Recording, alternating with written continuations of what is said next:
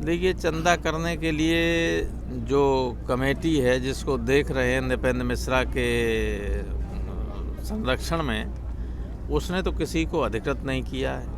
अब पता नहीं जो चंदा कर रहे हैं बस प्रोफेशनल, हिंदुस्तान में बहुत चंदा करने वाले होते हैं। मैं चुनाव लड़ रहा होता हूँ, पता मेरे नाम पे जाने कुत्ते लोग चंदा मांग ले आते हैं। तो ये वैसे तो किसी अच्छे काम के लिए चंदा मांगना कोई ख़राब चीज़ नहीं है, लेकिन चंदा सही हाथों में जाए इसकी कोई गारंटी नहीं है। इसमें पहले विश्व हिंदू परिषद ने सारे देश में ईंटें पुजवा दी थी, वो पैसा हजारों करोड़ था, कहाँ चला गया? उसमें बहुत शानदार राम मंदिर बन सकता था, उसका कोई हिसाब किताब ही नहीं अभी तक। प्रोफेसर साहब, आगामी मार्च में चुनाव है, पंचायत चुनाव यूपी में सबसे बड़ा चुनाव है। समाजवादी पार्टी क्या तैयारी है?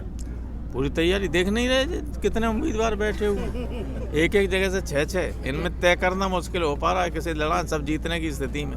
कोई सिंबल सपा देगी क्या? सपा कोई सिंबल देगी? जहाँ 6-8 लड़ रहे हैं वहाँ सिंबल देगी? ऐसा सिंबल तो कोई पार्टी नहीं देती है। नहीं, भाजपा ने कह दिया हम सिंबल देंगे। किस आधार पर सिंबल देगी भाई? नहीं, उन्होंने कह दिया जिला पंचायत। अरे यार, बैलेट पेपर छपवा लेंगे ये लोग, चुनाव करवा लेंगे सिंबल पे।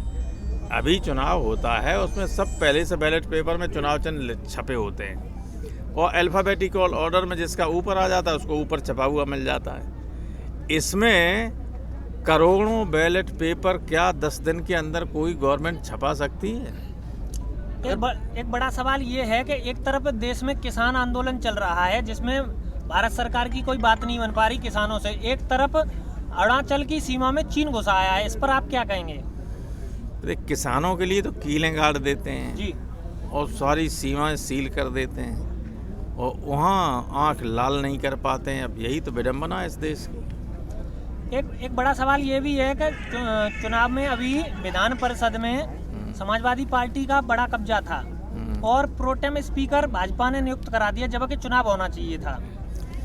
ऐसा है, भारतीय जनता पार्टी सारी तांत्रिक मर्यादाओं को भंग रोजाना कर रही है, और यही स्थिति रही तो इस देश से लोकतंत्र खत्म हो जाएगा। अब इस देश के नागरिकों पर निर्भर करता है कि लोकतंत्र में जिंदा रहना चाहते हैं या अथॉरिटेरियन स्टेट में जो पूरी तरह से एकाधिकारवादी व्यवस्था होती है उसमें रहना चाहते हैं। समाजवादी पार्टी लगातार चुनावों के लिए तैयारी कर रही है, लेकिन एक बड़ा सवाल ये है कि क्या ध्रुवीकरण हुआ? क्योंकि भारतीय जनता पार्टी के पास एक राम मंदिर का बड़ा मुद्दा है, काशी और विश्वनाथ। राम मंदिर का मुद्दा तो खत्म हो गया। राम मंदिर का मुद्दा पहले था, जिस दिन सुप्रीम कोर्ट ने फैसला कर दिया राम मंदिर के बनाने के लिए पक्ष में, तो उस दिन के बाद मुद्दा बचा ही नहीं। इसीलिए तो ये लटकाए रहे इतने वर्षों तक।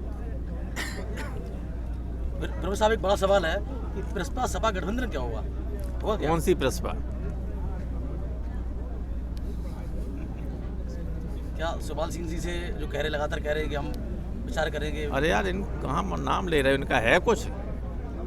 किसी की जमानत बची इनसे? तो उनके जो पिछली बार चुनाव लड़े थे, आप लोग जो कहीं नहीं होता है उसमें से you want to take something out of nothing. प्रसपा से नहीं, सपा किसी से गठबंधन करेगी 2022 में? ये रणनीति के तहत जब वक्त आएगा तो बता दूंगा आपको। चलो, हो गया।